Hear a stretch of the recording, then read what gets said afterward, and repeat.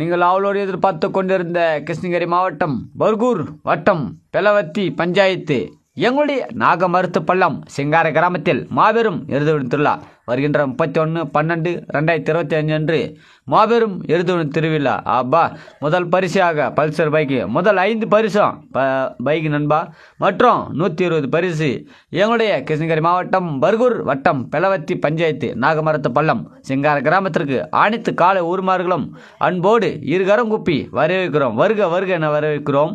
எங்களுடைய நாகமரத்து பள்ளம் சிங்கார கிராமத்திற்கு அனைத்து கால ஊர்மார்களும் வருக வருக என வரவேற்கிறோம்.